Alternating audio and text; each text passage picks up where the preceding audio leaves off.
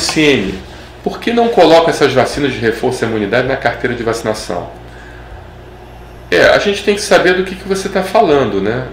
Vacina de reforço à imunidade, né? Porque eu vou dar um exemplo para vocês. A vacina de tétano e difteria, principalmente a de tétano, ela pode ser um imunopotencializador. E a de tétano a gente coloca na carteira de vacinação, né? Suponhamos, você se vacinou contra hepatite B.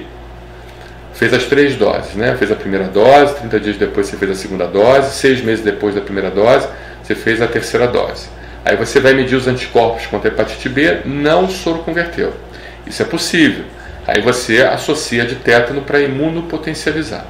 Agora, a vacina de reforço, que você está dizendo, provavelmente, devem ser os toxoides bacterianos imunopotencializadores. São os imunógenos que a gente usa para dar um reforço inespecífico no sistema imunitário e fazer com que você não entre em crise respiratória, em crise infecciosa, alguma coisa assim.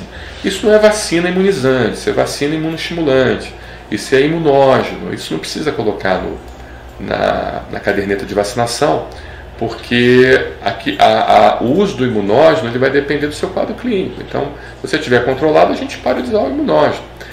Muitos pacientes meus sabem que quando a gente chega em determinada fase, eu tiro o imunógeno, não precisa mais. O paciente está controlado, para que você vai fazer o imunógeno, né?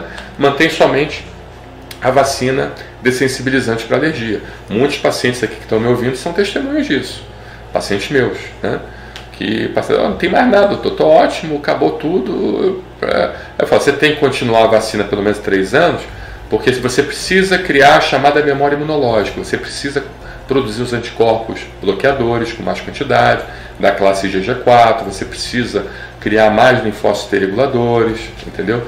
Você precisa criar mais memória imunológica. Então você tem que manter durante 3 anos, mesmo sem crise.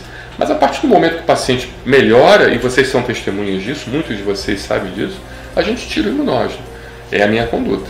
Eu não mantenho mais o imunógeno, mantenho só a vacina dessensibilizante durante 3 anos. Depois de 3 anos, a grande maioria dos casos, a gente suspende e fala, olha, agora você está de alta, faça só o controle de ambiente, mantenha um controle de ambiente. Se você mantiver o controle ambiental contra as alergias dentro da sua casa, a chance de você desenvolver alguma reação é muito pequena, e a chance de você manter aquela homeostase, aquele equilíbrio corporal dos linfócitos reguladores, dos anticorpos bloqueadores é muito grande. Então você vai ficar décadas sem ter nada.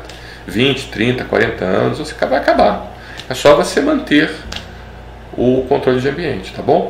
Então, a vacina de reforço que você está dizendo, provavelmente, que eu acho que você deve estar falando, não precisa colocar na carteira de vacinação, porque ela vai depender do que a gente vai, então, vai depender da avaliação do médico e do que o médico vai entender, do que a hora de terminar e enquanto deve continuar. Agora há casos, né, de pacientes que mantêm um quadro respiratório infeccioso direto, que não melhora.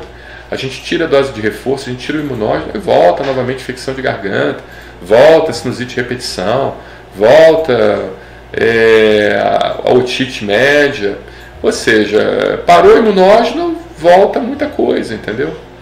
Então a gente mantém em alguns pacientes por um período substancial, pelo menos uma vez por mês, para dar aquele reforço imunológico e o paciente não ter mais, então, essas crises, tá bom? Então a explicação está dada. Um abraço, obrigado aí pela sua pergunta.